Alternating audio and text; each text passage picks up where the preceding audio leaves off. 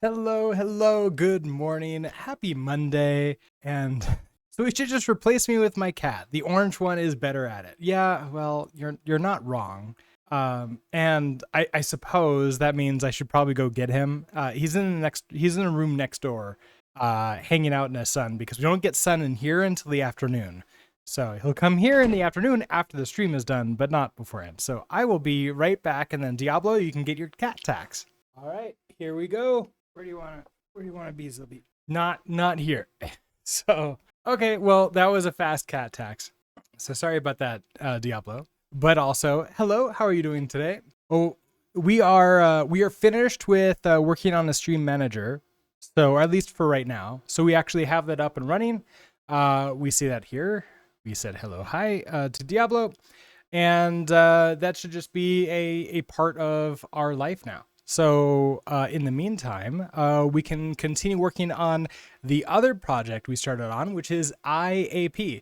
That's going to be sort of like the centralized authentication system, except it's not really going to be like a production running thing. We're really doing it for testing to see if FusionAuth would be good as in that role. And let's see if we open up a README. If I could spell that correctly. Right, so we're still working on this first story, which is setting everything up so we can work on the first story, which is, as an admin, I want to register a new application. And I believe, if I remember correctly, we got this set up last time, which basically was we have FusionAuth running, we have Hasura running, we have our database running. It's now time for us to actually run our front end. And we have a front end here. So I believe this is, let's see what we have. We have a bunch of stuff, don't we? So we initialized it. We have our trunk toml. We have our index, very basic index. We have a home component. We have our login page component. We have a mod, and do we have any routers? We do have a router that goes to both of those. And if we take a look at this is what we got. Very, very, very good looking, right? So we can go to homepage and login page. Now, yeah, homepage and login page. So we can go to any of those. That's great. Perfect. Exactly what we want to see, right? So obviously, if we want to be able to, I want to register a new application. So, this sort of like centralized authentication system would allow me to create applications that people would use. So to register an application, I do have a admin user in EyeAP. So I can go ahead and use that user, or we could create a new one too. I don't necessarily know if that really matters. So let's see. I want to, we do need to log in order to do that. So as an unauthenticated user, I want to log in as probably the first one to do. Okay, so as an unauthenticated, oh, Diablo, did you miss it all? Oh, I came in and I showed the cat off for a second. I'll go grab him again, and we'll see if he wants to stay this time. He did not want to stay very long last time that I was here, so I will be right back. We got Cat. He's unsure about that. Seems to be happy being upside down. I have a window open, so he's hearing lots of sounds from outside. Okay, you no longer want to be upside down. No? Don't want to be up there? Okay, he might be okay with that. Maybe, possibly. All catto at the moment. Yeah, exactly. No? Okay. Well, it's a short cat trip. A little bit longer than last time. Okay, so what was this? As an unauthenticated admin, I want to log in. So, obviously, from this page, so you know what I probably want to do? I probably want to mark what application this is. This is the EyeAP, right? So in our index.html front end, let's head, let's give it's the title property, and you're going to be EyeAP. Let's see. I have a sit-stand desk. Do I think it's worth it? If you use the sit-stand desk regularly, which I admittedly sort of like forget to do sometimes, then yes, I think it's worth it because we're at our desks all the time, right? Like we're working there, and then we go home, or sometimes we don't go home if we're working at home. And then we continue to stay at our desk and we play games or do other things in the computers. And so if we're not careful, we can accidentally end up sitting at our desk for a unfortunate amount of time. Something like, let's see, 8 or 9 hours for the working day. If you eat lunch at your desk, that's another hour. If you like a couple hours of playtime, it's like 13, 14 hours a day we're standing up or sitting down, and then we go and like lie down for bedtime. And yeah, it's not great for us. So I think having a standing desk is worth it for our health. It's one of those like, are we going to use it is another question altogether. And if you're going to use it, I think it's very worth it. I would also get a pad if you don't have carpet or something to stand on, because if you're standing on just like concrete or really hard wood floor, that's also not necessarily good for you, at least for long periods of time. Okay, so if we do that, and then also I want to go to my main app. What did I call? Oh, library. Here's our app. So we have that. Let's put in an H1, and here we're gonna just say EyeAP. So in that case, we should now see EyeAP show up no matter where we are on here. And I can also see EyeAP up here in the title bar, which is going to be a little bit hard for you to see, but it'll be fine. You bought a Secret Labs Magnus Pro, so you're worried it's not going to be magic. Nothing is really magic, right? Like there is no silver bullet to anything. And so if even the best tools out there will, like, there's always going to be something about it that we're going to like, I wish it was like something else. But if it does what it's supposed to do and it lasts a decent amount of time, and then it's worth it, right? Like that's the way I feel about worth it. And then you just try not to like get invested like emotionally into everything, so that way we don't get disappointed by a lack of imperfection. Okay, so we're in here. We're gonna go into our login page. Now, how do we log in? How do we log in to into FusionAuth? That is a question, isn't it? Let's go see what they want us to do. So we are doing a single page app here. Oh, so they want us to use one of their SDKs.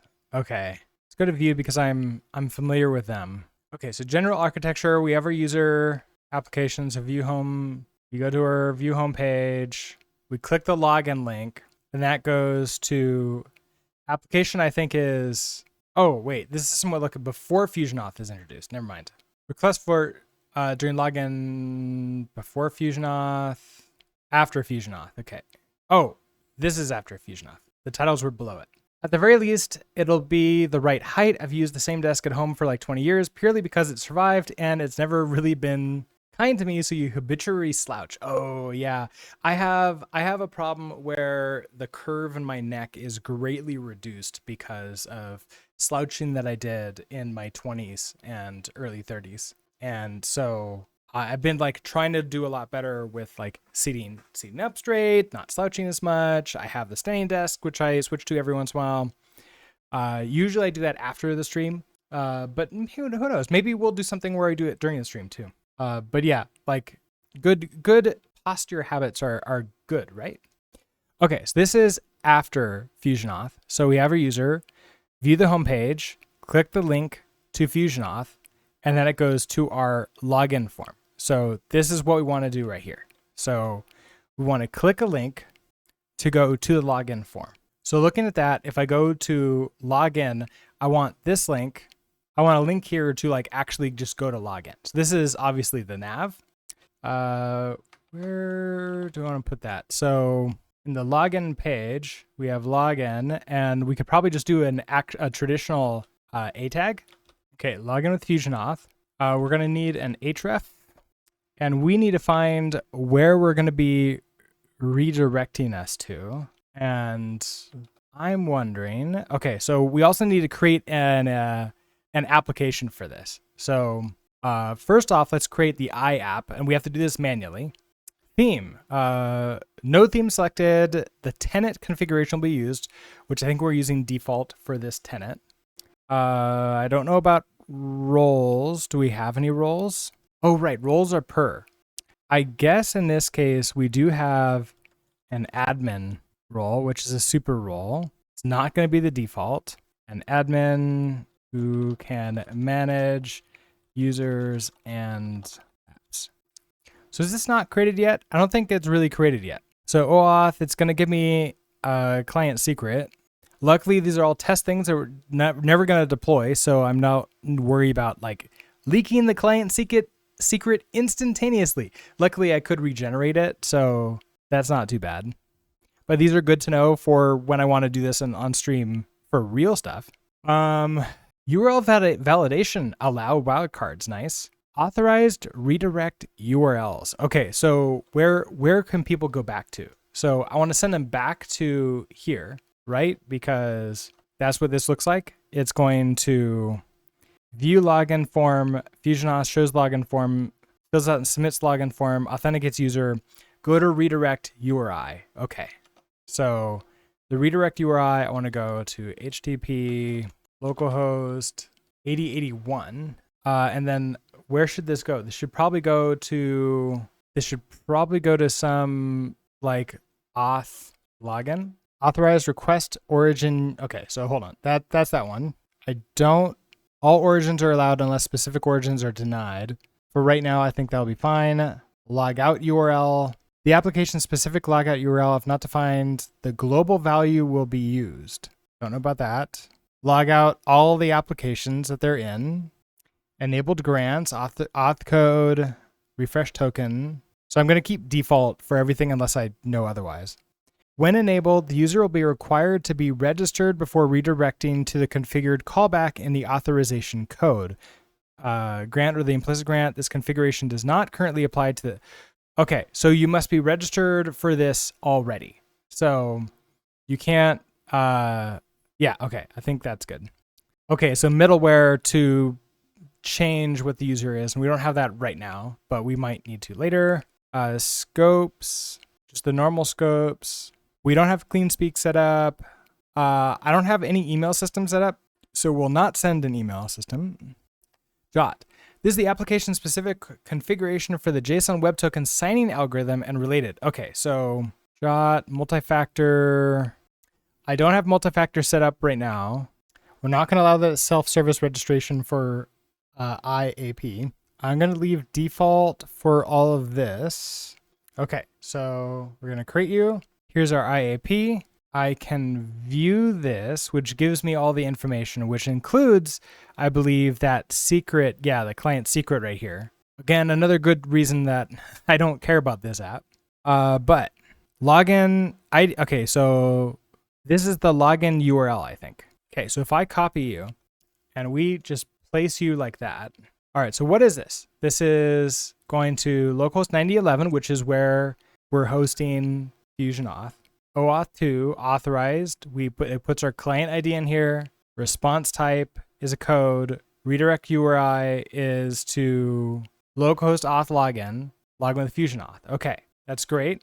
So if we save this, now the problem is that I don't have anything. Like this is not doing anything. So we need to now create a route for handling auth. How do we want to do that? Because we don't have a route for that. So I guess we need a page, right? So we want front end, source, components. This is going to be a auth login page. All right, so what is this going to be? This is going to be I guess this is going to be just auth login. I don't think we're going to, yeah, there's not going to be any properties to this. So I guess right now we'll just have an H1 tag. And we'll probably have some logic to do something with the tokens once we get to it. But I at least want to just sort of like see what we have when we get here. Okay, so that's that. We need to go into our routes and add this in. Okay, so now we should be fine. It's not in our navigation here, but that should be okay, right? So if we go here, your account has not been registered for this application. Registration required. Okay, so, because I am logged in to this browser on this application, and it's sort of like a global thing, which is cool. Okay, so I need to, I guess, go to users. Here's this user account. I want to add a registration. Just say username could be Brookzerker. Sure. I'm English, or I speak English. Time zone. I don't know if any of that really matters. I'm curious if I'm going to be able to see this. Let's leave that one blank. Roles. I'm an admin who can manage that. I don't. Yeah, okay. So if I save you, you now have this. Okay, so you're now registered. So if I come back to here again, yeah, okay. So I'm authenticated. Instantly in, which is nice. So we see here in the URL, we have localhost 8081, auth login. We have a code. Our locale is English, and our user state is authenticated. So that has worked. Excellent. That's good. So what do I need to do with that? Okay, so authenticates user, go to redirect URI. So that's our user one. Request the redirect URI. User is authenticated in the application now. Display user's account or other info. Okay, so how does that work? Okay, so they created the same thing we had. Now we don't have an account page yet, but I'll probably just like show some information somewhere on the page just to sort of see it.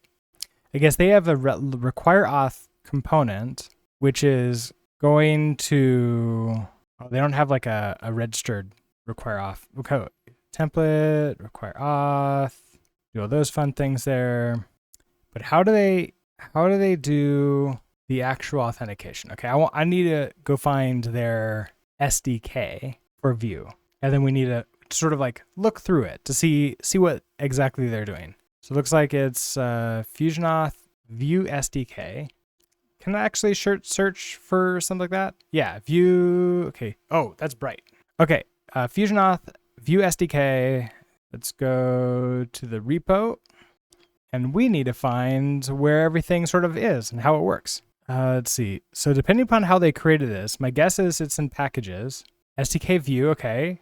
Probably in there. Fusion with Vue plugin. Could be something like that. This is all written in TypeScript, so it's typed heavy. Okay, so that's the actual plugin that does install through Vue. Probably through Vue 3, which I haven't played with too much. I was using a lot of Vue 2. So there is the login button, which literally is just a login button, right?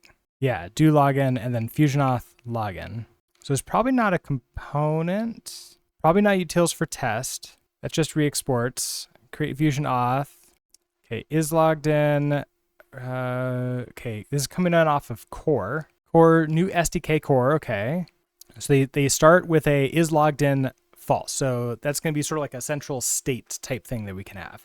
And we can set that up with yew.rs too. Okay, and then they're going to have get user info. Now what I'm curious about, do they run get user info right away? Oh, this function is created inside of this other function. Yeah, because this is one of those arrow functions.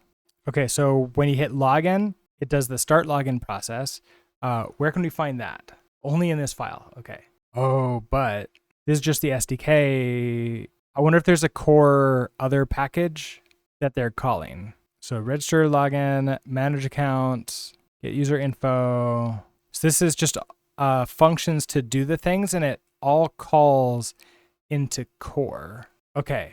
So I would love to find where core comes from. And core is created from new SDK core, which comes from FusionAuth core, but we might be able to see that in here. Okay, so that just re-exports things. Okay, so when the auth is set up, we run the constructor and we create a new SDK core, which includes all the fun things that we'd have. We have our server URL, the client ID, the redirect URL. We have all that kind of stuff we need, all the things that are safe to have in our front end. So notice there's no secret. We have the client ID, but no secret, which is totally expectable, something like that. This schedule token expiration. Okay, so we also pass in, okay, so we also set when the token is to be expired, which is right away. Okay, start login. What does this do? This handle pre-redirect. So it does some stuff, and then it redirects us to the login URL. Okay, so we've already done that, right? We've already sent ourselves to the login URL. Handle post redirect. Okay, so if this is logged in, so is there a handle redirect? It's like start login, we redirect out there. There's a redirect helper. It's all class-based, all very object-oriented. Okay, handle pre-redirect. So they potentially get the state from the string, which we didn't do, and would probably be good for us to do. Okay, generate random string. This to store its set item. Okay, so they're gonna store the state locally. Handle post redirect. They're calling a Boolean class, and then they're passing. Okay, interesting. The storage get item redirect value, which is FA SDK, the SDK redirect value. And we're testing to see, okay, did we redirect? And if we didn't, return otherwise, grab the state. Ooh, okay. So run callback, whatever that is, which is a function that returns nothing at all. Oh, and remove the state, I think. Yeah, remove the state from probably cookies. That's my guess, is remove it from the cookies. So you can't they don't keep it in cookies for very long. And generate random string. Okay, so basically they're going to create a state. They're going to redirect. They don't really say much about how this is working here. It's just the redirect helper. So login, we send over there. Fetch, and then I'm guessing they fetch user info to get the user info and then also test that the code is correct. I'm also wondering if we need to do something with the code to potentially grab that. Which also makes me wonder, let's go back to FusionAuth again. Where's your full documentation? I want to run everything, if I don't use an SDK itself, or if there is no SDK. It's if I have a code, because I need to generate a token from the code, right? Yeah, applications, debugging the authorization code, exchange with a token client, there's endpoints. There's also this, what is OAuth 2? Let's see if they list the API endpoints that we need. So still talking about what it is. Okay, so can I click on? Okay, so there's the grants, authorization, code grant, authorization code. This is a random string of printable ASCII characters. This is exchanged for tokens by the application backend. Token endpoint, this is an API that is used to get tokens from the OAuth server after user has logged in. The application backend use the authorization code when talking to token endpoint. I mean, that's not really giving me much, but maybe, let's go back to the API. Maybe I can get a token here somewhere. So jots and refresh tokens. Okay, issue a jot. And maybe that's, let's see, reconcile jot. Okay, so issue a jot. I don't think I need to issue a jot. Reconcile a jot using external. Don't think I need that. Don't want to retrieve public keys. Request. Okay, so I need something with a code. Oh, API authentication. Maybe you'll tell me. Okay, you need to provide a valid API key. To enable access to a secured API, create one or more API keys. The API key is then supplied in HTTP request. Okay, so that might be good. The following example demonstrates the HTTP authorization header with an API key of this. I mean, that's not too terribly different looking than what we have here. Okay, so what is this? This is a curl request to grab information about a user. So let's try running that in here. Okay, so this is gonna be curl authorization. Authorization is gonna be that code. And then user is gonna be, I think it was Brooks at Mailinator. Oh, and then it's not local.fusionauth. It is localhost 9011. Oh, we got nothing. Okay. So I got nothing because I kind of want to implement this and do this in Rapid API. Local FusionAuth. Okay, there was the create admin user. I want a brand new request here. You're going to be, I don't know, get user info. I think that's what it is. It's going to be a get request to you. Okay, so HTTP localhost 9011 API user headers. We want the authorization header, and then I throw in that token. Sorry, it's a code that I have right now. And let's see what else. Okay, and then we're gonna have an email query param with that. So if we can send that, that's what I'm gonna send out. If I hit go, we get a 401, not authorized. Okay, so that's not right. I need to get, my guess is I need to get a token from this, or I need to, in the application, state that what I get back is a token. Okay, controls of refresh tokens are returned from the token endpoint if the OAuth offline. Okay, so token endpoint. So that makes me think that there's a token endpoint. I don't see token down there. This is all APIs, so including these. But those are all separate. I don't think that FusionAuth has one. Okay, so it's none of those. There's the JOTs and refresh tokens, but I don't think that's... We looked at that already. I don't think that's what I want. I don't want any... Okay, so it's not API keys. Okay, applications... No, that's actually like creating the applications. I mean, okay, so if I want to get a refresh token, so retrieve a refresh token... Oh, but that's actually get one that's already been created. So that requires a refresh token. That's not what I want. Okay, it's none of those. There's login, but that's actually just logging in. Those are... No, that's like setting up the OAuth scopes in the app. That's not what I want to do. User actions. Okay, that's not for a token. None of those for tokens. Now there is users. Import refresh tokens. That's not exactly what I want.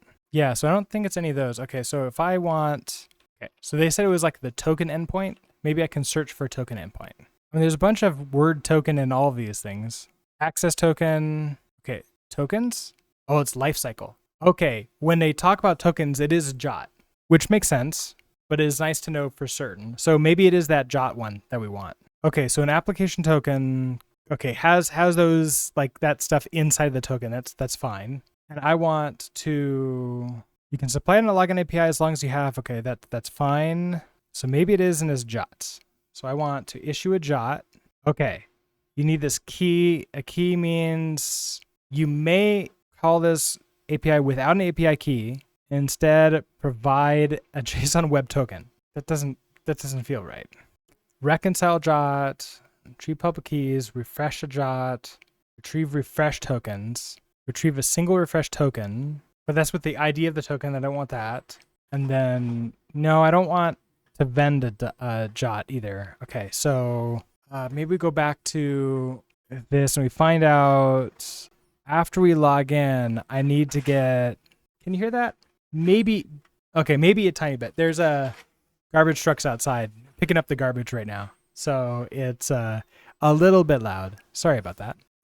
Okay, so after we log in, we need to get the token, right? How did they get the token? So start login, get the login URL, and then change us there, right? Now, that sends us back to here, and then everything starts over again because the app reloads. So URL helper, we get the server URL client scope. Okay, how do they set this up? URL helper. From that, okay, so go to URL helper. Okay, so constructor is just setting a bunch of stuff from the config. Okay, get me URL. Okay, so generate a URL from me path. Oh, it's kind of funny they're using me path. Me path is either going to be from the config or app me. Okay, interesting. Get the login URL. Okay, passing in the state that was used. Generate URL. Oh, this is going to be where to go, right? So client ID, redirect URI, the scope, and then the state.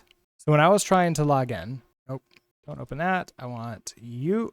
When I was attempting to log in, this URL is, oh, and we can just go look at that. This. So we have, go to there. So we have client ID. There you go. Client ID, response type, and we have that as code. Oh, they don't have a response type here. Interesting. They just have a redirect URI. We have that. We have a scope, which we do not, I don't see a scope here, and then a state. Okay, so I'm actually curious. If I don't have this response type, we just have, client ID and redirect URI. So if we save that, your request was malformed. Try hitting the back button. Okay, so they give us the error message here, which is nice for development purposes. Error invalid request, error description. The request is missing required parameter. Redirect URI. What? I have a redirect URI. So, double and. Okay. Error. Missing response type.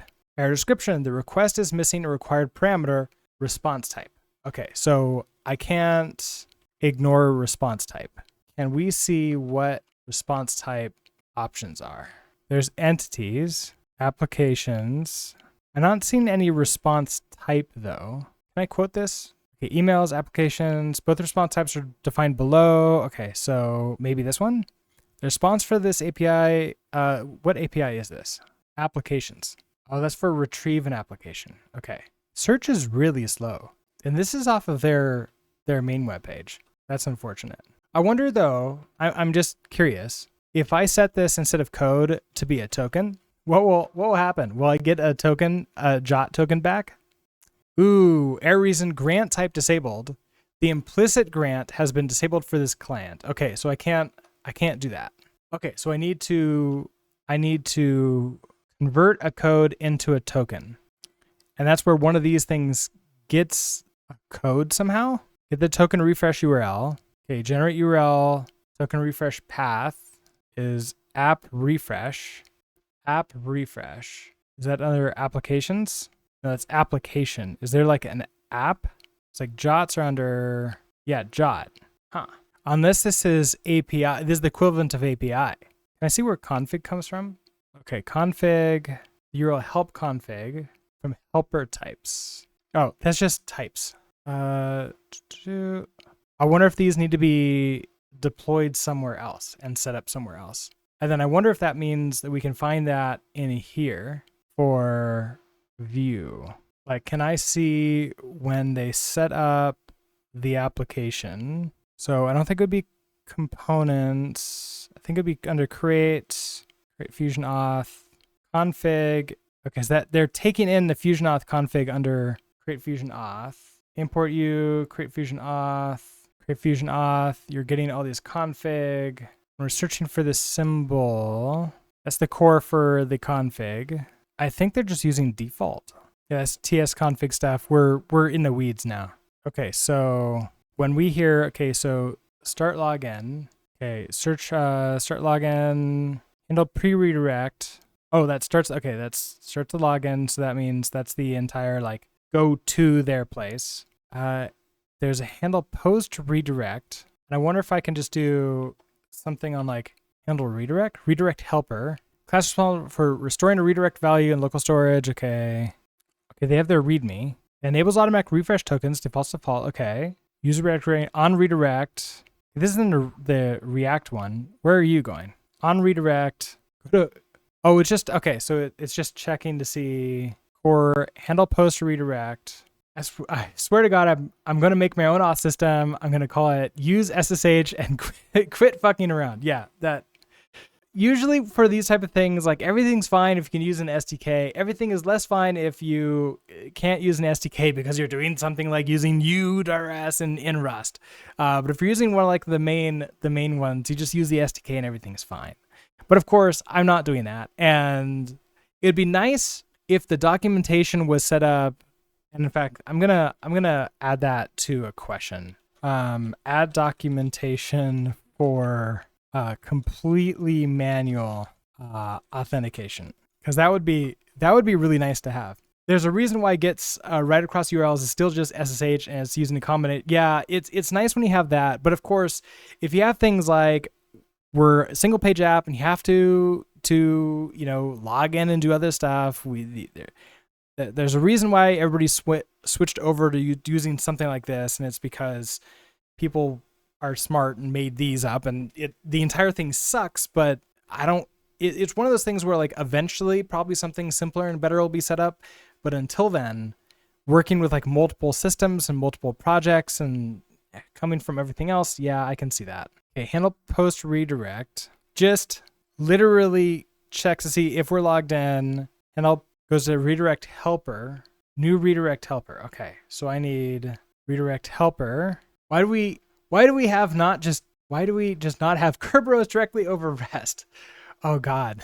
I remember setting up Kerberos for SSH and other types like CLI based authentication things. I don't know.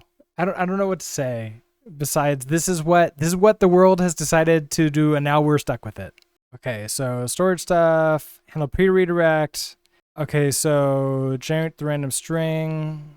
This is all about to go out, right? Get the state. Yeah, this is all going out. This is not the same thing. What I want is after we hit again, when does this, okay, so fetch user info. When does that get hit? So the React one, see there, and then how about, okay, view, so get user info. When does this get called? Should auto fetch user info and is core logged in is true, and this is inside, it's not inside of there. Okay, so it's just inside of create, okay, so create FusionAuth. So getting the idea of how this works. When we redirect back to the application, if the config is set to try to fetch the user info and is logged in is true, now we can see from our application, if I refix ourselves again, we have user state is authenticated. So we are logged in. So logged in would be true, and automatically fetch the user info would be true. So go ahead and get user info. There's no this.get user info. So I would assume, okay, so 67, I would assume that it's this one, get user info. So they mark we're getting the user info in state. They set an error value to be null, so there's no error yet. User info value await core fetch user info. Okay, so core fetch user info. Let's go to that. It gets get me URL, which is in the URL helper. So where is the get me URL, generate URL, me path is app me. Okay, app me. Well, yeah, when we're ever like SSHing in or physical access, yeah, it's usually Kerberos, absolutely. But okay, so app me, unless of course that okay, do they have like an example application? So okay, get up to FusionAuth, quick start, can't, okay. FusionAuth, quick start, JavaScript, view web. Okay, so maybe we can sort of see how they've set things up, and then we can see what the config is, maybe. So we have app.view, the normal index page. Where are they setting things up? Main.ts? Yes, okay. Here's their config. Client ID, server URL, redirect URL, post logout URL, should auto fetch user info, should auto refresh, scope. Okay, interesting. They're doing offline access here. And the create app from Vue. Okay, so that's just Vue stuff. They get FusionAuth plugin from the Vue SDK, which we were looking at before. They pass in this. That means it's going to be the default. Okay, we need SDK config, the me URL, me path, just a string. Where's their, I guess their defaults are set in like, okay, app, it was like app me or something like that. I think that's what we saw. So if we search for me path, are you going to have documentation about what these are? Properties, me path, optional. The path to the me endpoint. Okay, cool. Oh, defined in, okay, that file, types. Okay, that was it. Not really much for us. Kind of makes me wonder, is there like a me? It's like me, at me. Hosted backend. Oh, okay. Hosted backend. The hosted backend pre-built solution for getting app up and running using the authorization code grant. Okay. We haven't in the past shown you how to create these endpoints yourself, but the solution shows you how to get going your app without running any backend code. You just need FusionAuth. Okay. Here's the me path. We have some logins.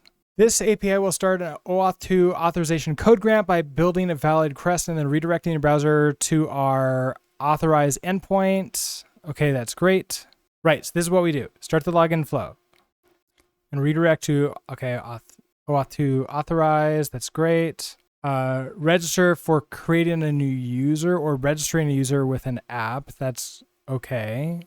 Callback. You do not need to call this endpoint directly. The browser will be redirected here automatically after a successful login or registration. Okay, so this is not something I need to do. Refresh. This endpoint will extract the app cookie present and use it to make a refresh token request from OAuth token. The configuration rules for your application ensure that refresh token grant is enabled. If successful, a new set of cookies will be set on this response that will continue. Okay, great. So I wonder, do I have the wrong grants set up? And then there's me. So get information about the user.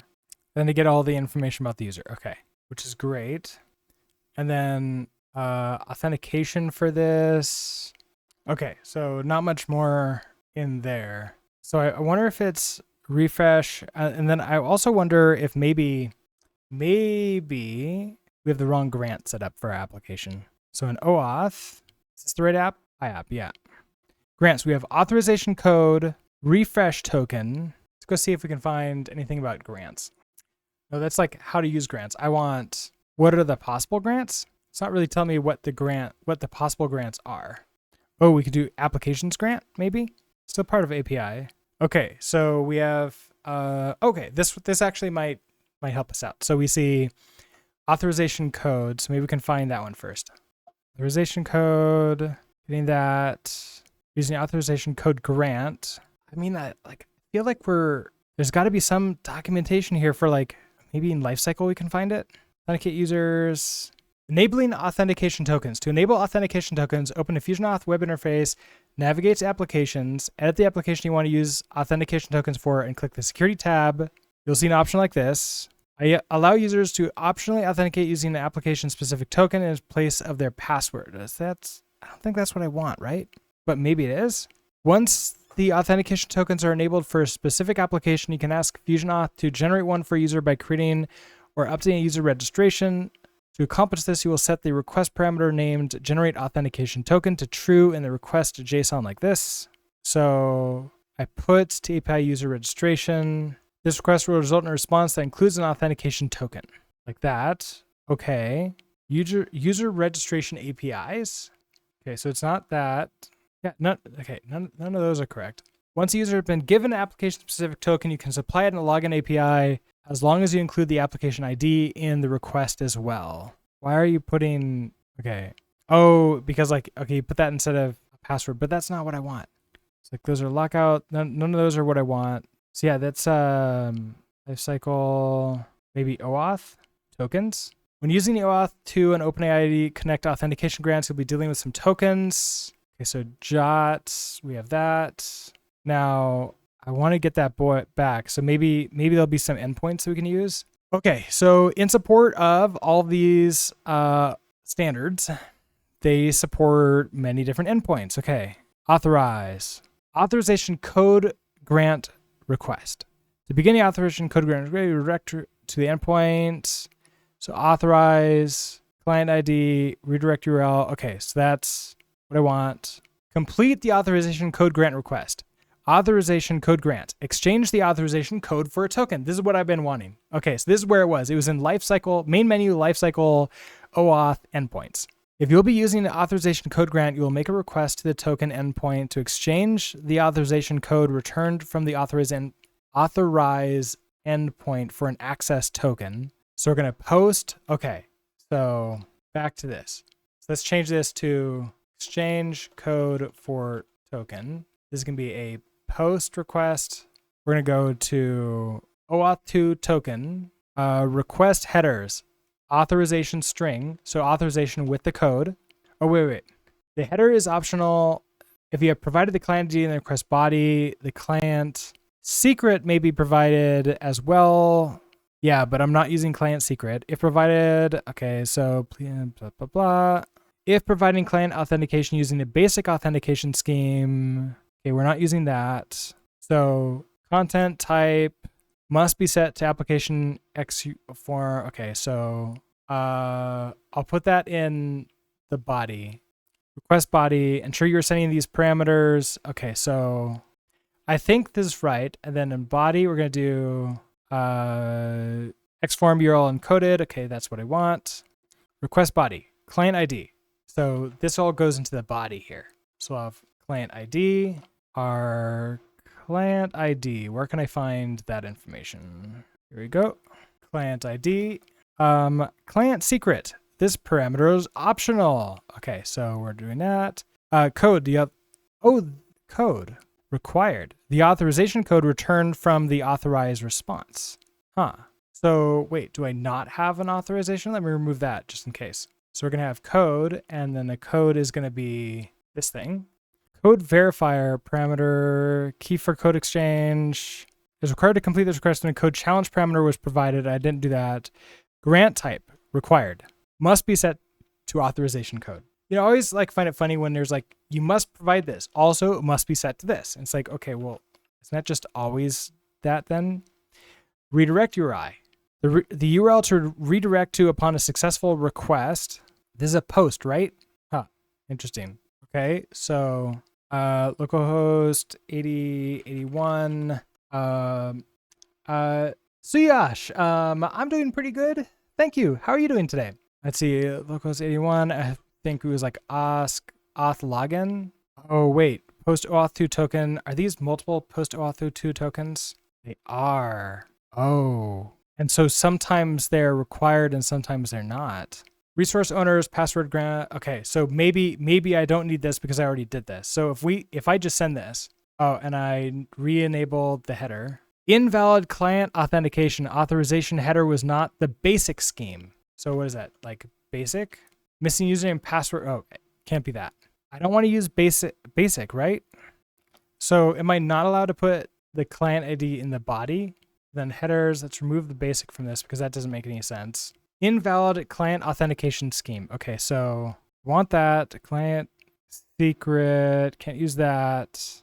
We have the code verifier, we're not using that. Grant type, we have that. Redirect. Okay, let me set the redirect URI.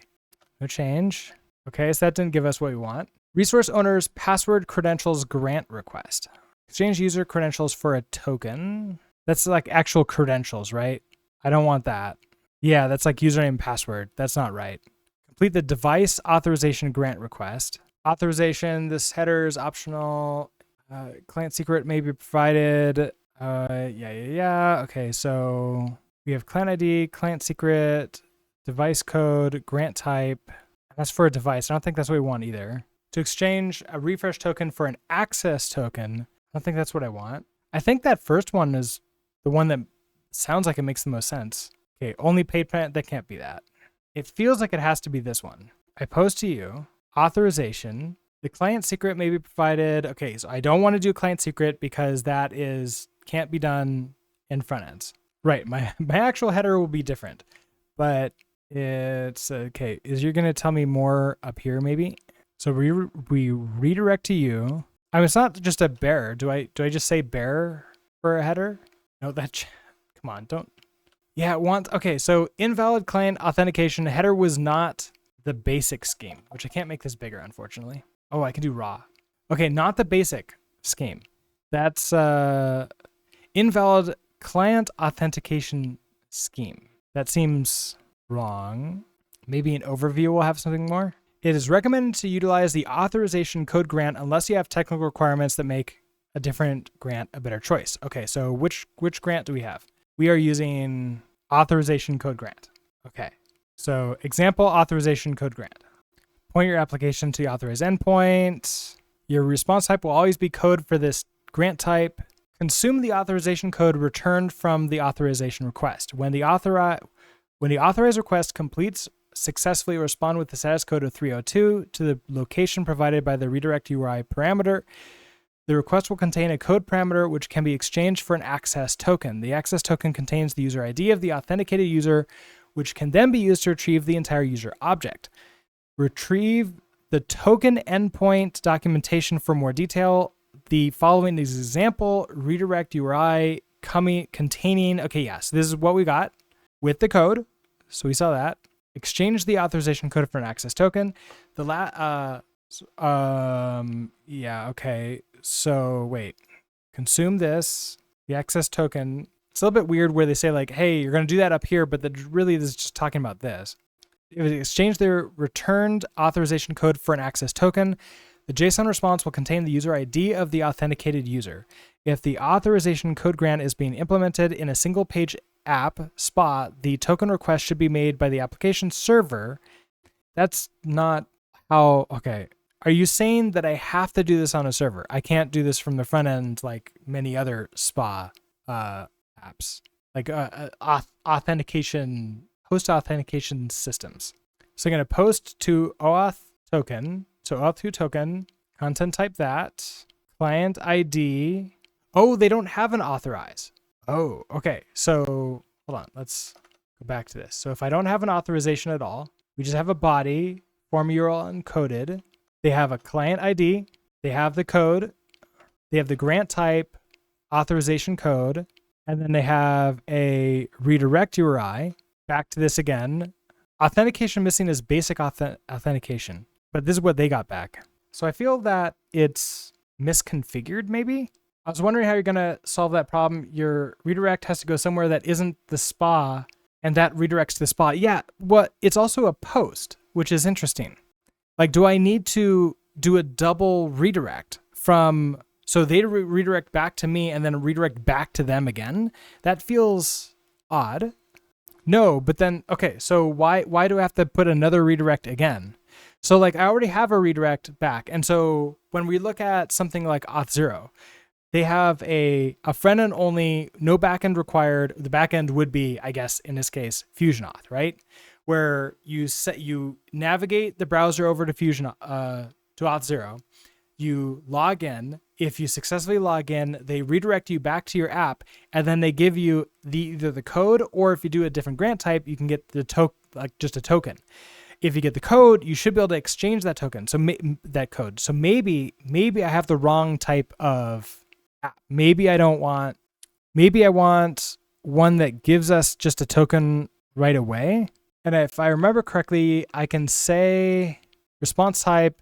Now, if I make this a token instead of a code, unauthorized client, error reason, grant type disabled, error description, the implicit grant, okay, has been disabled. So implicit grant is this one. So if I enable you, and then we do this again, oh, then I just straight up get an access token. That's what it is. I needed to enable the implicit grant. So I'm curious, are you going to tell me implicit grant? Okay. FusionAuth supports the following grant types: implicit grant, authorization code grant. And I vaguely remember I saw in the search there was a warning. Example implicit grant. Caution, warning. The authorization code grant is always preferred over the implicit grant due to the inherent security risks of this grant. This grant is provided for compatibility with existing integrations, but the use of this grant is not recommended. When using this grant type, the access token will be returned on the URL as a fragment, which makes it susceptible to be intercepted. Additionally, the client, the browser, does not have a secure way to store the token, which makes the token susceptible to theft. If you're still not convinced, proceed your own risk. Okay, so do I have to have a server? Like that's the next question is, do I have to have a server to do this stuff? Yeah, there's so many redirects. So last time you screwed with OAuth 2, the workflow was thus. User isn't logged in, is redirected to the login page. That redirects them to the OAuth 2 login page on their side. They log in. Then it redirects back to a page that only sets, in my database, the user logged in. That redirects them back to the app page we were at step 1. I hate OAuth 2 because there's a lot of redirects going on. Yeah, implicit grant is auth token equals blah. Anyone knows the URL knows the token. Yeah, which is true. Now, the thing is, though, why is there documentation for getting the token from the code so bad? So authorization code grant. Notice, mobile applications require additional security implementing authorization code grant flow due to inability to safely store a client secret and a potential of the authorization code being intercepted. For these reasons, it's best practice to implement the authorization code grant flow with proof key for code exchange, a PXE, okay? Which I think is the state, right? So we go there, consume the authorization code returned from this. So we get there's our code that we got back, and user state. And then this is where they get to say, post to OAuth 2 token. Am I going there? OAuth 2 token? OAuth 2 token, I am. We have our client ID, we have the code, grant type, and redirect URI. So this is really curious to me though. Like why this isn't working with that code. Let me put this back to code. Okay, so that gives us the code here again. So here's that code. Here's our code there. So we have no headers. So it's a post. I guess they have a host as a header. Content type, accept, content length, okay. So they don't have unauthorized. So then we have client ID. So in body, form URL encoded. We have a client ID, and that is set to the client ID, right? And that was this client ID, yeah. We have our code. We have our grant type is authorization code. And then we have redirect URI, which will have to be going to localhost auth login, localhost 8081 auth login. Okay. And when I send this, it's just error invalid client, client authentication missing as basic authorization header or credentials in the body or some combination of them. Yeah, it's not fun. Well, they sometimes have where to set this. Let's see. And if I remember correctly, their example is always using, where was that? Like their example that they use here is using the SDK from, how far can I go back? Is it going to go back to theirs? No, it's not. Which grant type are they going to use? Because I'm a little bit concerned that they're saying like, hey, don't use the implicit grant type. Also, all of our examples and SDKs that we have use the implicit grant type. Like that just feels like not great. Okay, can I actually just search in here for what was it called? Response type equals. Okay, so I want response type equals response underscore type equals. Okay, can we find that?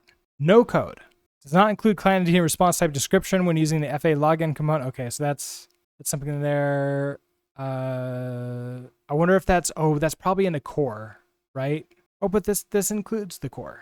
If you do not store login state at all, and there are perfectly reasonable, just very rare reasons to do this, you use the implicit auth type, but anyone that mans in the middle of your connection to the server now has your token from the auth 2 side. Right. Let's think about that. So if man in the middle tax can happen from my server too. So, because like the server is going to be separate. Like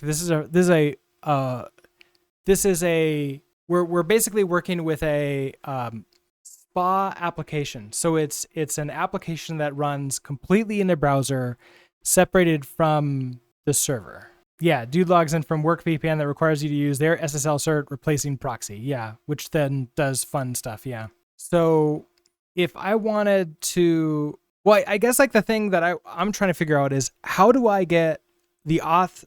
How do I get? Can I exchange a code for a token without the secret? I think the answer is no, right? I can't do that. So if you want to do this without a backend, your only choice is implicit. And if that's true, if the only choice is implicit in their SDKs here, do they set implicit anywhere?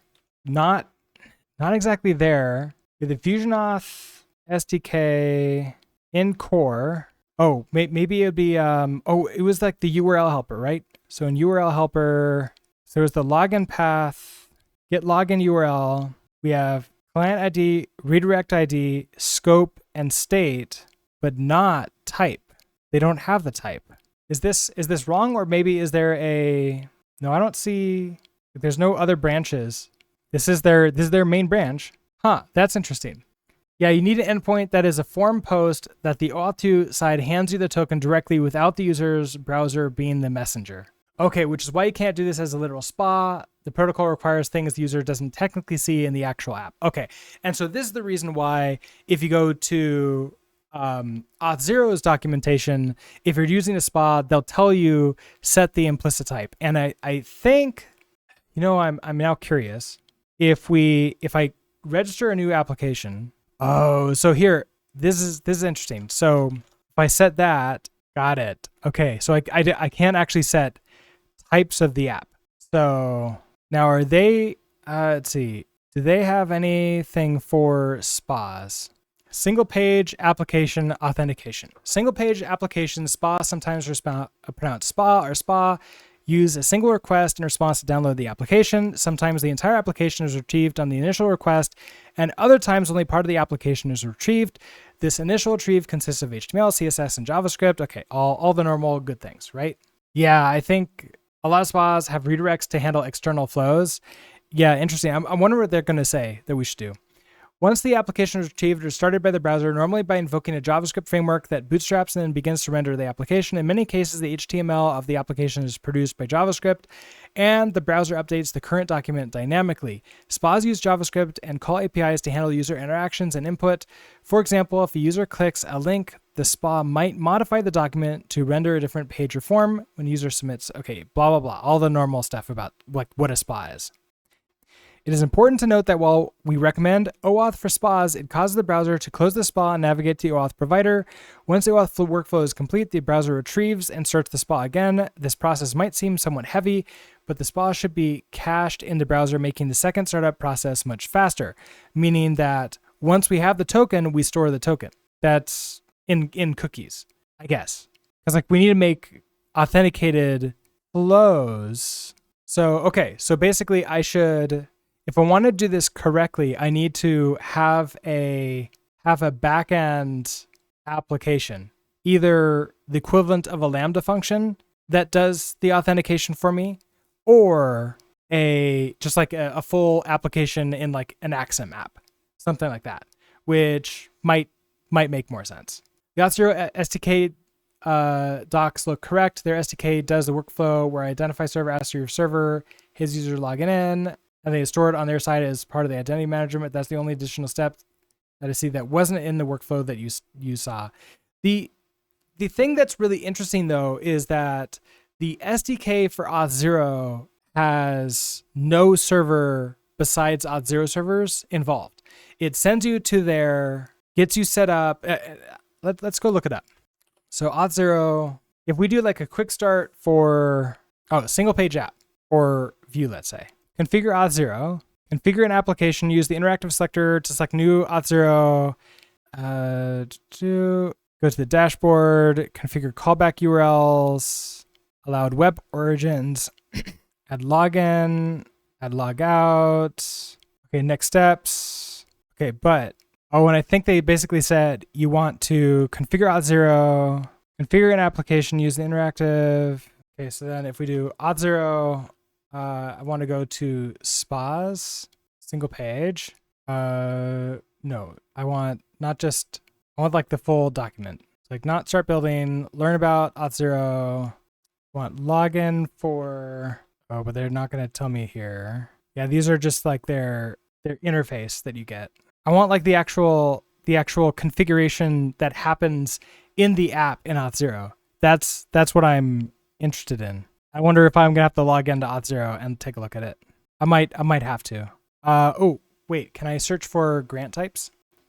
Alternatively, if you want to secure client-side applications such as a single-page application and aren't passing tokens between servers, the implicit flow with form post is the most appropriate.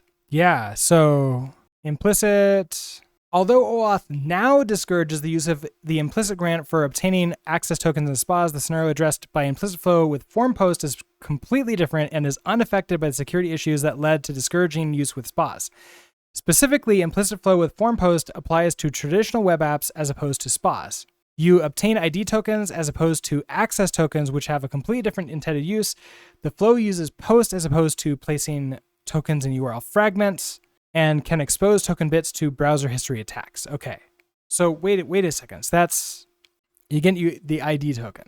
Is there any reason why you actually, I've forgotten how Kerberos works, unfortunately. I used to set it up and do all that stuff, but that was years and years and years ago, and I don't remember that anymore. I would have to do it again to like remember it. I remember having trouble learning it. And then I got it, and then I didn't, and then it's just gone for me now.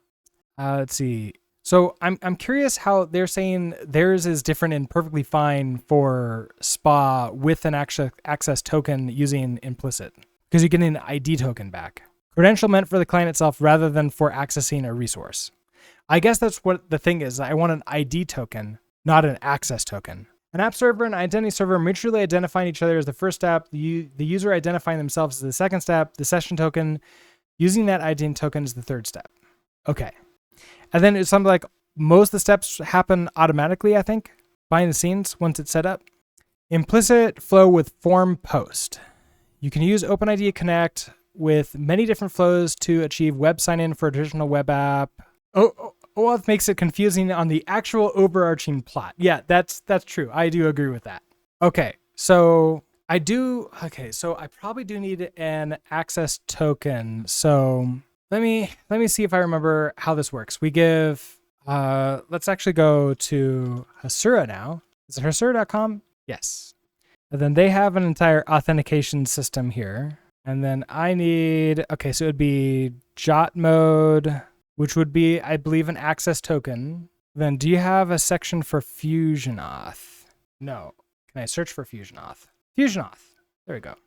Okay. First step is to create a FusionAuth instance. Let's see how Hasura suggests that I do this. The problem with the identity token, which is conceptually a tuplet of your app server, your user ID for that user, their identity server, their ID for the user, could be this literally hashed with a time step. Attackers getting this skips an entire step of identity forging. They can now start forging sessions and pretending to be the user using that identity token, which is not good. Create a new app. Okay, so once the instance is up and running, open the admin console and go to the applications page, create a new app. Okay. Enter a name for the app and then click on the OAuth tab. Make sure you enable generate refresh tokens and require registration, and add authorized redirect URLs. Okay, so they want you to use this. Okay. Create a Lambda function. The next step is involved creating a Lambda function to add custom claims to the Jot. The custom claims from the Jot tell Hasura about the role of the user making the request. As a result, Hasura can enforce the appropriate authorization rules. To create a new Lambda function, go to Customizations Lambdas and click the green plus button. So Customization Lambdas. And then I wonder if that's a paid for feature. So Customizations Lambdas. Oh, no, okay. That's not bad. Oh, and then I can just put the stuff in here. Okay, so do this. The Jot tab, scroll down and see the Lambda settings. Create a signing key. Configure Hasura with the FusionAuth. Okay, this is not too bad. And then we can get all this stuff. This is why so many websites have actually gotten rid of Auth2. It's just too easy to screw up. It's very hard to screw up local username password with emails used to prove identity. And the passwords are altered hashed like we've done for 20 years. So wait, we're going back to self-created auth now? Is that what like everything is? We just self-host auth? Yeah, because remote auth doesn't fix anything. Nobody cares what your identity is remotely. Interesting. Okay.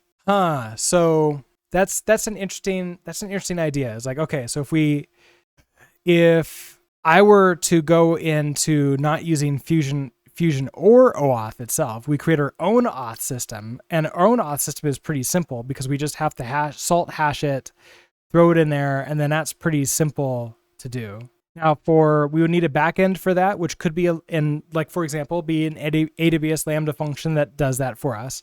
Or it could be a Axum server, for example. Now, I would need to do some more fun things with, one of the nice things about something like FusionAuth is that it potentially helps with roles. Like I do role-based stuff with it. One of the nice things about Auth0 too. Let's say I use my Google account as Auth2. What's the difference between that and just logging in with me? Well, the difference is that some of our users just don't know how to do username and password, which is fun. It's one of these things where we have to ask silly questions like, do we really care if it's actually them? Which is generally we do, but do we really? That's why most websites don't have a username. It's just their email. Well, because the idea is that their email is who they are. And if somebody stole their email, they've stolen who they are. And then who you are real life and then who you are on a website are also different things, right? Because you could have multiple systems claiming to be multiple people. If someone stole your OAuth2 account, they've stolen who you are. I mean, we could argue that they've already done that with email, like with Google, right? Because you can, let's imagine the scenario where we're doing self-auth, right? Where you go into, let's say my LMS, I switch it over to be, I've created the authentication. If somebody sends me with that email address that they want to reset the password, and I do the email, the reset password step through that email address, that new person that stole their email has them. It doesn't help that I've done authentication outside of OAuth 2. And that's the problem, is that most people still aren't using 2FA. And like for us, yes, Google now requires it. You have no choice. Oh, nice. I had no idea. I mean, I've had it set up forever, so I wouldn't have known when they switched over to that. But of course, they're doing it to their phone, right? Are they doing it to the phone for the most part? 2 years ago? Wow, that is a long time for that. Okay, so to do FusionAuth properly, I think what we need is I guess like the question is, do we gain anything from FusionAuth unless we're also doing like a role-based system? And should we do that separately? And it'd be interesting. Is there like a place in a zeitgeist or someplace where we can go and take a look at where people are chatting about using self-hosted, like self-auth versus not? Someplace where it's not just like, random people on the internet chatting about it. It's like people who actually know what they're talking about. That I don't know where to go to find that. Because like for the most part, we just find random people saying like, oh, I do this, oh, do that, oh, do this. This is the right way to do it. But like, there's no reason for me to trust them. You don't know where the actual software developers who do web stuff live anymore. I mean, for me, I've always just done Auth0 or like some kind of hosted auth, so I don't have to deal with all that stuff. If it's just really simple using password, I just did that in the past. But with most apps, I usually ended up wanting to consolidate multiple applications together. And that was the problem. It's like I wanted to consolidate multiple applications together and do that kind of fun stuff. So maybe let's continue with the FusionAuth thing, because I am interested to know whether or not like the role-based system would make things easier, and like the multiple applications as a centralized authentication server would make it easier there, or is that something I should create externally? I always like think about using third-party hosted systems or self-hosted systems, because that takes a lot of development time off of me, which is nice. And now because of all this weird data retention law in EU and California, all the identity leaking issues, it's extremely difficult to use an external identity manager at all. It is interesting because with FusionAuth, it's self-hosted, so it would all be my database still. It wouldn't be theirs at all. That would be an interesting thing. Yeah, no, Auth0 says they comply with all these laws. I believe I asked FusionAuth CTO, and he said that they also comply with all those laws. Problem is both yours and theirs. Yeah, that's true. But of course, if I don't store their data, like much data at all, and especially no PII, that helps a bit. And it makes it easy for on request to delete them or provide them. Okay, so all right, let me get rid of this implicit grant. We're going to use authorization code grant. I am a little bit sad, but maybe let's go also back to you. Okay, we got you as code still. As long as you, okay, so here's our code. Now in my exchange code for that, I want OAuth 2, grant type authorization code. Yeah, okay, so we need client ID. Okay, client ID like that. That goes into here. Client, don't save that. Client secret. So this would be the backend thing. Authorization URL. That was it token? Auth 2 token? No, access token URL. Can't tell about that. Redirect URL 8081 auth login just for right now. Why not? Scope was I forget what the scope was. I leave you empty. Do you work? Oh, redirect URL. Oh, authorization URL. That's actually okay. I see what they're doing. They want this. So requests were malformed or unable to be completed. Okay, so are you gonna add all that stuff in there? Oh yeah, you are. Okay, so we want that eliminator. Password goes in like this. Don't keep me signed in for right now. Submit. Ooh, you didn't get me the thing. Yeah, and if you're not storing PII at all because it makes no sense to, then having external identity is now PII, which is fun. Like if someone logs in with an OAuth 2 from some major provider, Google, Facebook, etc., and now a PII that is who they are. It's not like it is in, say, South Korea or some other Asian countries. To access some service, you have to type in your government ID. Interesting. I wonder if like my LMS would fall into something like that, where I would need to deal with that. Okay, so that didn't give me you. Okay, so if I want to exchange for a token, okay, so let's see. If I use, we would need the authorization. This would be basic, I think. It was like a combination, right? They said it was a combination of. I have so many. I have two. I'm not used to having so many tabs open. I'm lost. Okay, authorization code grant. Okay, token endpoint. Authorization. Oh, right. I can put that into the client secret. Can go into the body. That's what it is. Okay, so I don't need the authorization at all. Just go to body. We do this. We have client ID. Code is that now, right? That's the new code I got. WK? No. Okay, we got that. Grant type authorization code, redirect URI, and then I want client secret, I think it was called. Client secret. And then we're gonna grab the client secret from here. That was the one with the start with L. Skimmus, hello. It's going okay. We're having fun with authorization code. Auth code, invalid authorization code, auth code not found. Is that because it expired? Let's try a new code. Oh, I'm missing a couple characters at the end. That would also help. Okay, so new code. There we go. And that gives us the access token. And if we don't have this client secret here, obviously it's going to fail and say, hey, we need to have that in there. So we put you in, and we can only use the code once. So I would need to relog in again, get that authorization code, and there we go. So now we can see the access token that we got. And all right, so don't update Discord. The video is lagging behind the audio and only from my stream. Well, that's not good. I have not dropping any frames. Well, that's not great. Masood, hello. How are you doing today? Is YouTube lagging behind audio-wise too? It might be a good time to end then, if things are starting to get a little bit weird. But let's also come back to here because I've been apparently I crashed on Hello Q. Well, that's not great. I see Siyosh though said something.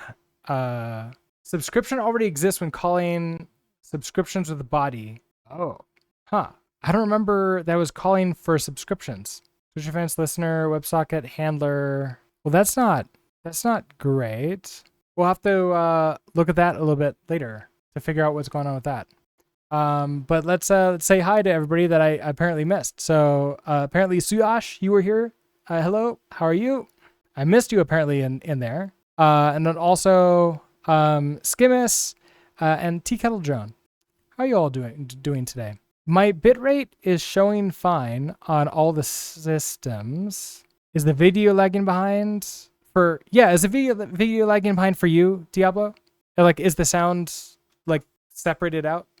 Yep, even on YouTube I can see the lag, but a little bit less severe. Oh, interesting. That is interesting. I wonder that snap my fingers or something. Okay, we'll do that.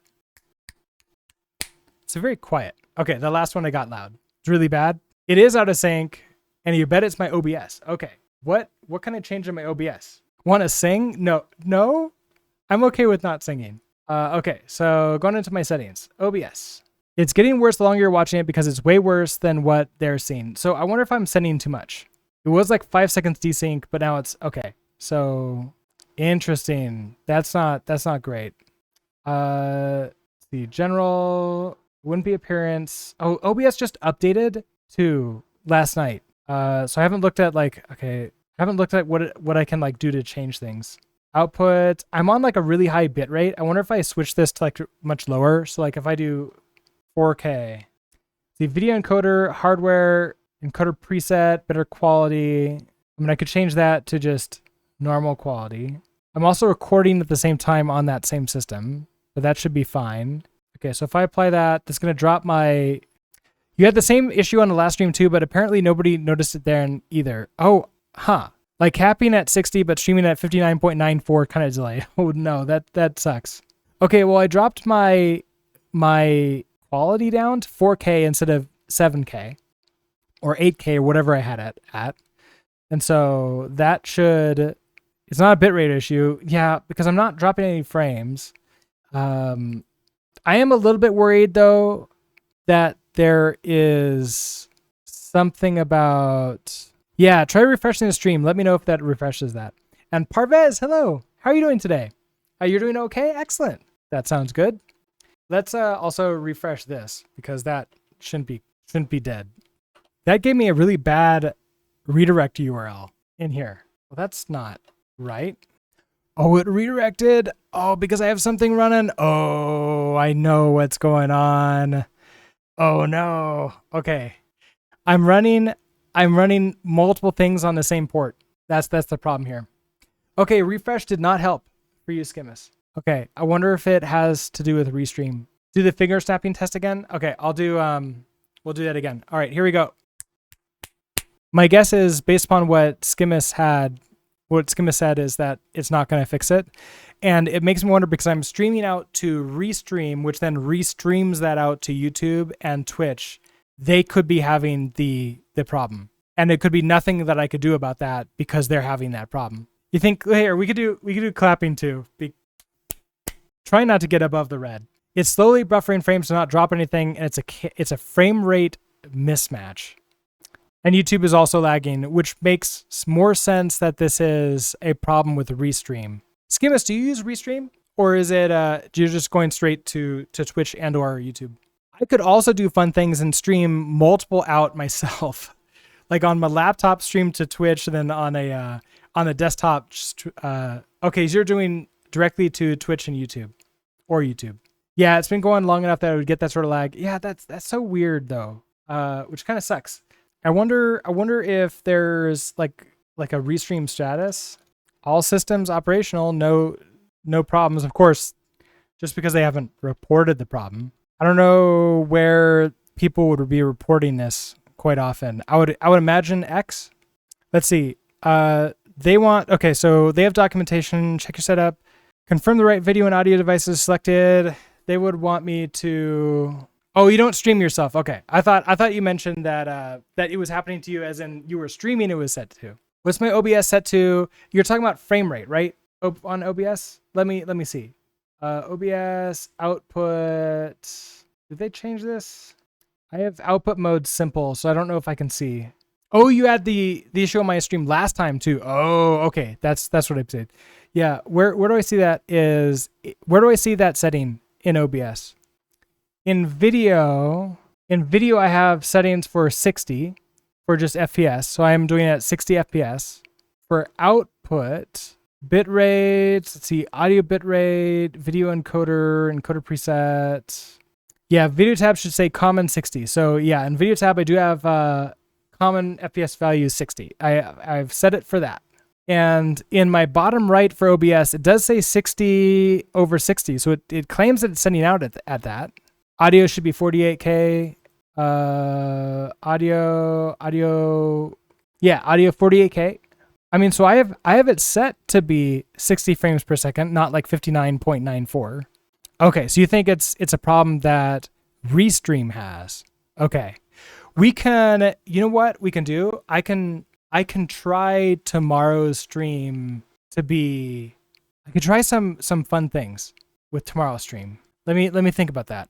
Because I might be able to do like a stream to Twitch directly, like because I have two devices. I could stream directly off of the laptop and the desktop at the same time.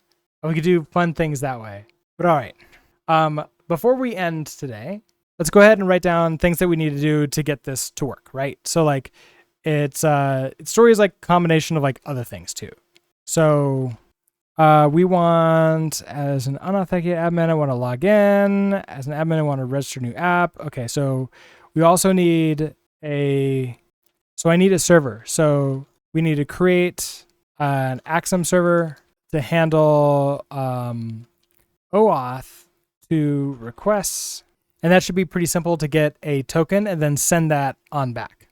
And it gets worse as the movie goes on. Yeah, and that totally makes sense. I guess we could turn me off and then it won't feel quite as bad, right? Because if I do this, where's my camera? If I turn me off, now you can't tell that it's desynced. And as long as you can't hear me typing, everything will be fine, right? That's how we do things around here. Also, weirdly enough, your response to us in chat is getting laggier. That, so, okay. What's the bit rate coming into you? What do you see the bit rate is on Twitch? Now I'm really curious about that. Because if I'm wondering now if the bit rate that I was sending into FusionAuth, oh God. Now I just have that in my brain too much. If I was sending a bit rate that was higher, or like their servers, by their, I mean, Restream servers are slowing down, that could cause weird problems. 4 megabits per second. Okay. So I just dropped it down a little bit. Could it be a bitrate issue though? Possibly. I could try something drastic. Bitrate would cause drop GOPs, period. If I was sending a high bitrate, and I mean, so bitrate also would be the amount of data being sent over time, right? I can't change the actual count of frames. They don't have that kind of service, but I guess like I don't know how they're set up. Either it makes sense in there in time or it doesn't. Yeah. I mean, I guess like one thing I could potentially do is if it's buffering because I was sending them too much, then I could potentially set it to be like a really slow, like really low bit rate, which reduces the quality of the stream to like nothing, and then wait for half a minute and then bring it back up to like 4K, and then see whether or not everything is like sort of debuffered at that point in time. I don't know if that makes any sense whatsoever. If it was buffering, they would have been watching it at sub 60, which doesn't make sense. The stream says 60, you checked. Okay. Then yeah, that makes no sense whatsoever. Seeing the desync is not that big of a problem. I just wanted to point out the issues here where, yeah, but I guess what I'll do is I'll do some Googling to see if there's something like that. I don't know what, I guess like here, Restream desync audio video. Restart all software and hardware. Well, of course that would help, but I don't want to restart everything. Okay, and then, so one person suggests I use something called an OBS plugin that allows capture of independent application audio streams just in case. So like it could be OBS that's like getting off, but it's like growing over time. So I don't know about that. Okay, that's not the issue. You know what he's talking about. Okay, so maybe growing. Yeah, I don't know. This is gonna be a tough one to find out. Like one person suggested that I use some like timestamps. Let's see. That would be with the audio that I was sending out, which would be the mic. But you're also saying that I'm getting more delayed in chatting with you, which means that the lag is getting worse and worse, and the latency is getting worse and worse and worse. Enabling hardware timestamps can be done in your good fancy ADC. Okay. Where use device timestamps is already set up on that. I've already got that going. Latency doesn't seem that bad. Only 3.3 seconds for you. Interesting. Okay. All right, here I'll turn on my camera again. All right. Well, let's continue with like figuring this out. So we have, as an unauthenticated admin, I want to log in and create an Axum server to handle OAuth 2 requests. So that's what we would do. So we can get, we send a message, we send the browser to FusionAuth that then sends a message to the Axum server that redirects the Axum server that then redirects back to, once it gets the token, it then sends that back. And okay, so this would be redirect. Okay, so send login to FusionAuth, redirect to Axum, get access token, redirect, I guess like redirect. Yeah, it'd be redirect again, redirect back to SPA to you, or like load you or something like that. Oh, what is my camera frame rate set to? It's gone? Whoa. Good question. What is my camera frame rate set to? Main camera. My camera is set to, highest FPS. Match output FPS. 30. Okay, so this camera can only do 30 frames per second. Oh, interesting. Okay. And I have it as a custom resolution. If I use device default, that's what I get. Hold on. Device default. Hold on. I'm going to make myself big. I'm going to reset the camera. Nope, wrong keyboard. Oh, interesting. That's not great. Why am I cut off by half? It's like, yeah, that's better. I've been biggened. Yeah. Okay, so I set it to just the device default for the camera instead.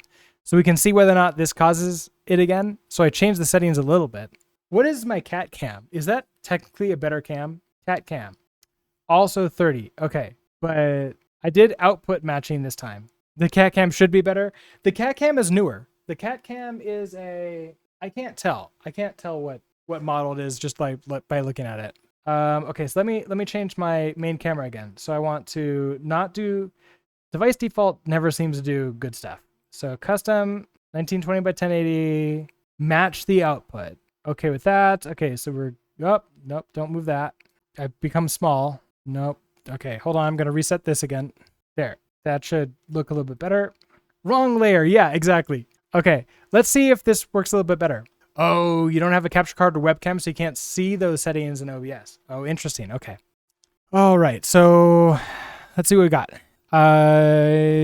Redirect back to you, and then you should get the access token. So then after I get the access token, so in you, we now have the access token. I want to get the user information. So get user information, display like user info, like somewhere on the screen. That's I think what we want. All right. So this is, I believe, the plan for continuing on with FusionAuth for what we would need to do to make things properly set up. And also maybe something to be concerned about is that I'm using the wrong kind of authentication with my current setup with the LMS. I'm using a implicit code grant, which is not great. So I would probably need to do this anyways. And putting this in Axum is nice because we love doing that, right? You'd think me being a weird tech guy, it'd have some, let's see, you'd have some, but you're all, well, don't worry about that. Buys $800 desk, doesn't buy the $50 webcam. I mean, the key is to buy the $800 webcam too as well. That will, I'm sure, have some kind of, system in it that makes us look better, right? Right. Or just do what most streamers do and have really bright lights that shine on you because you always look better when you have bright lights on you. That's something I've actually learned, is that a trick is to overblow yourself with lights, and now any flaws in your skin cannot be detected. Something like that. No lights, RGB everything. Yeah, I can't actually control the light. That would be amazing if my studio lights were actually RGB, and then we can make that you change them. That'd be pretty cool. We can't do that. All right, so this is gonna be the plan. We're gonna probably continue working on this. We'll implement this next because we need to do that in order to sort of understand a little bit more about how to build these things. That's great. Good to know. Let's move. Let's see. Tomorrow. So I put into the plan that tomorrow is sort of like a day. What is this? Day like 3.5 or day 0.5 on this. So it's the plan is to continue working with the testing FusionAuth, but I also want to create a front end for Anathema, because I want to see, okay, what if I had a centralized authentication server, but like the apps that you would use would be Anathema, some like a CLI based app on your own system instead of a web app in your browser. Same general idea, database, external, like, database in the cloud. We have, it's basically just like a front end for stuff. So we're going to start playing around with that. Togglebit has been adding tons of things to Anathema, which is one of the reasons I want to continue sort of like playing around with it, seeing how, and trying it out. So that's the idea, is that we'll be adding a second front end to this. That sounds so obnoxious, lol. Might be a fun gimmick though, having redemptions or something for lights. Yeah, exactly. That it's none of those things are for, making things better, objectively better. They're all for making things more objectively fun or subjectively fun, and usually for the viewers, right? Friend of yours bought colored 100 watt CABs, hook the constant current PSU's dimmer to one of those little DIY RGB controllers. He is not sane, but they're effectively studio lights. I am not quite that. I am a little bit more sane than that, mostly because I'm just lazy. My sanity is mostly just because I'm too lazy to become insane and do the insane things, even though they'd be fun. I want to do those things. I just don't have the time, or rather, I don't give myself the time. Am I you? I mean, how do I know? Okay, so cool. We now know what we want to do.